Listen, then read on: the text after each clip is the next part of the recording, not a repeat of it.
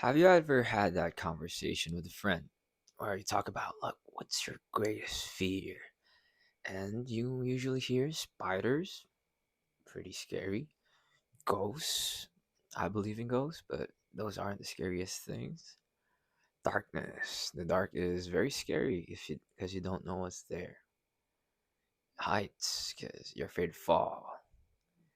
People are scared of, you know, lions, which is very self-explanatory. You should be scared of wild animals.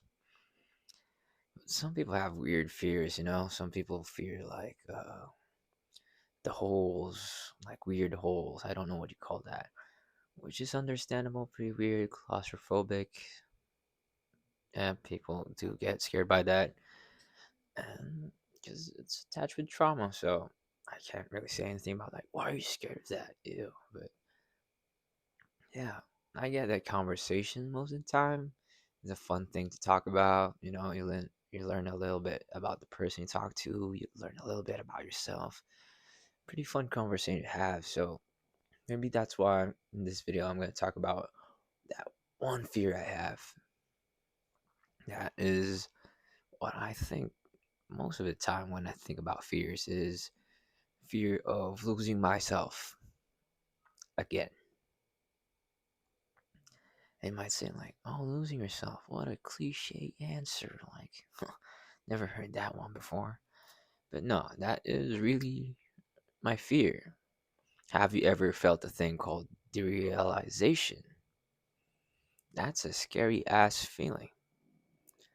If you don't know what derealization is, basically it's just you looking at your life from a third perspective where you're not actually living it, where you intellectualize everything and stray away from emotions and look at it from an outsider's point of view, where you're living but you don't feel like living. You feel like it's not your life. You feel like you're not with your body, you're not with yourself. I've had that for a long time, especially my depression. And then came back up when I first tried weed. I was like, damn, this is scary. Like, oh, am I losing myself again? Then my fears kind of, popped up, and I had a bad trip, very bad trip. I didn't take a ton of it, just a little bit of it,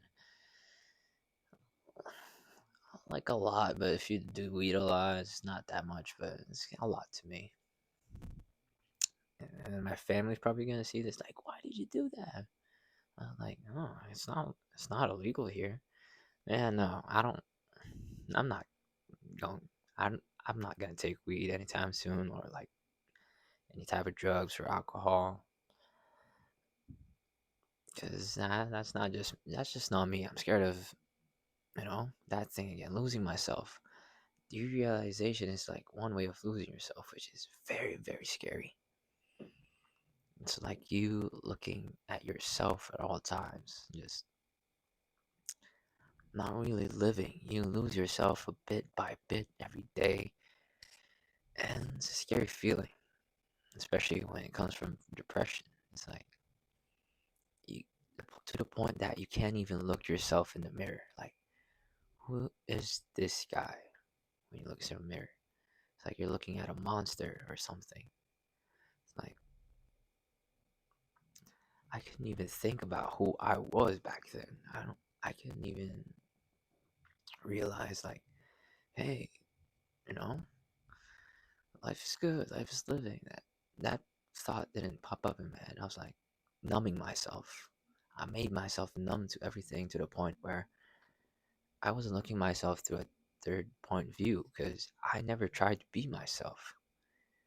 I was just looking, and bit by bit, I was losing myself every day until I was, you know, not in control of my thoughts. I felt like I was possessed by something. Like I couldn't even look at people's eyes because I had so much anxiety to the point I closed off any kind of emotion, so I couldn't feel any pain. It was so scary every day. I couldn't sleep. I basically had to starve myself, and like I was like a track part of the track team back then. I ran a lot until I could feel things. It was very sad. I starved myself so I could actually sleep, so I couldn't think of the thoughts that usually pop up in my head, like the people say demons that pop up in your head. My way of like fending off that was like starving myself or like making myself super like exhausted. And if that doesn't work, I usually cry myself to sleep. And it was a very dark point in my life. And I lost myself bit by bit every day until it was too much. And to be honest with you, from that point and to the point right now, I had no idea, I would become this kind of guy, like somewhat optimistic, working, somewhat disciplined, somewhat, just working, in love with people, in love with thinking. I'm still not a big outside guy, but I kind of like it, appreciate it. I find appreciation in everything right now, which is such a mind blow when I actually look back in my life. So yeah, losing myself again is one thing. So I built myself back up, brick by brick. Everything that I blocked off because everything was hurting too much. I basically just became the guy who, would take care of himself, who would do the dirty work, who would open up his mind to all the perceptions, possibilities, and point of views. And I got here, and my fear is, going back to that point where I'm losing myself, where I can't even look myself in the mirror. Like, to who am I? So this like long journey of me finding myself and actually feeling the emotions and actually being present with it instead of just intellectualizing it, which is basically just you know looking at it from another view, not feeling it. Because there's one thing to be aware of one thing, and there's one thing to actually feel it and be it. Because we are people, we are humans, we are emotional beings. We're supposed to feel all that, you know, stuff we're supposed to feel. Even though if it's logically wrong or something, it's still our feelings. Because feelings are meant to be felt. Because you can't, we are one person, and everything we go through, even though we don't like it or we like it, it's a part of us, and we can't just leave it behind. That's why people feel so broken. People feel like there's a void in themselves. And a part of that is, maybe religion, spirituality, but a part of that is also yourself. You have to take care of yourself. That means the whole thing. That's why there's a term called broken people. No, you left so many pieces back behind that you reject, but at the end you still hate yourself. That's because you left a lot of parts of yourself, and they're all mourning and crying because you all reject them. But that is still a part of you. Like the bad things, the good things, your mistakes, like it is you in a way. It is a part of you, but it isn't the whole part of you. It's just a part of you that you need to keep and you just need to live with it. So, with me right now, I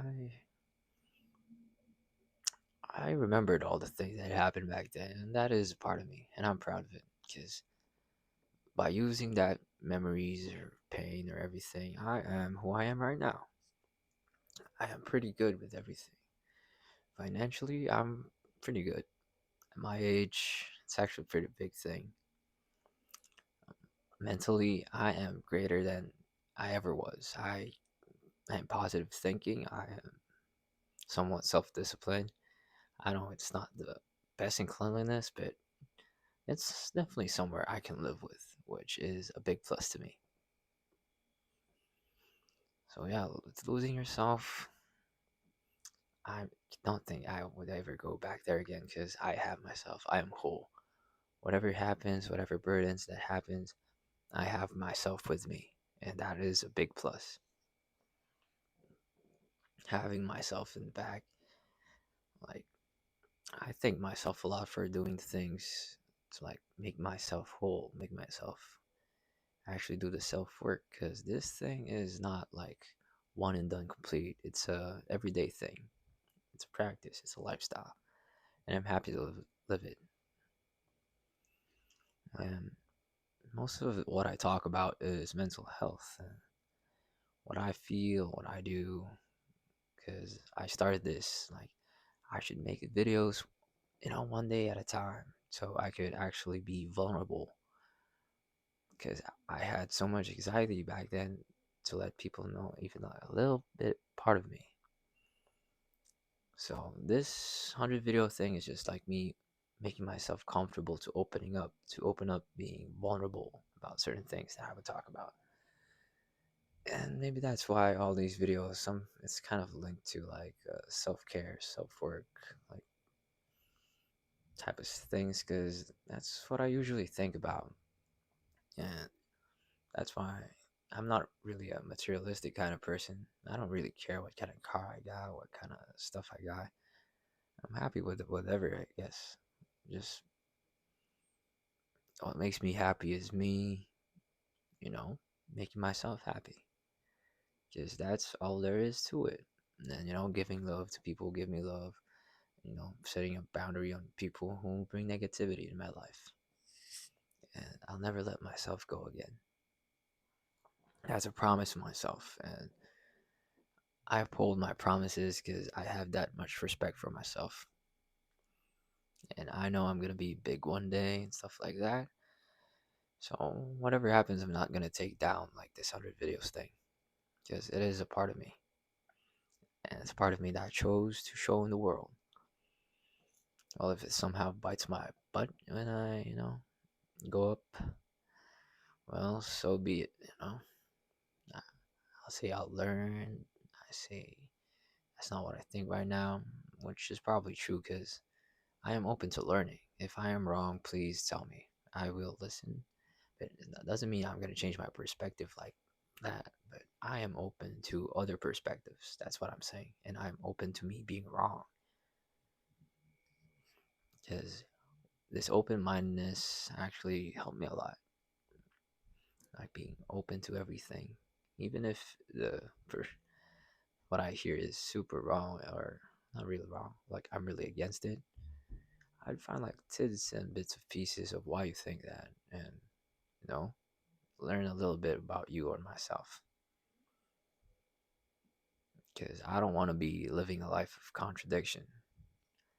When two truths can't, coexist with each other. Like, I want to be good. I want to be healthy. I want to, be a good person. But there's this other side of you, like, but I feel comfortable just drinking. It just feels right to do these things. And they both contradict each other. And of course, as humans, we pick the one that feels the most familiar. Like if you've been living in an environment of like violence and guns and just like toxicity all around, you're usually gonna pick that most subconsciously, consciously, because that's more familiar to you, and that's a big part of the battle of trying to make yourself better is choosing what makes feels unfamiliar because you don't want that kind of life anymore. And I want to live a life of truth. I want to spread truth. Everything I make, I want you to feel the truth like beautifully, even if it feels tragic sometimes, even if it looks like no, really, really bad. I want you to experience it like terrifyingly beautiful. I want you to, see this life as something so tragic, so terrifying, but yet so beautiful, so amazing, so breathtaking at the same time. So yeah, one of my fears, losing myself. Never gonna lose myself again. See you guys in the next video. Chris Kilain out.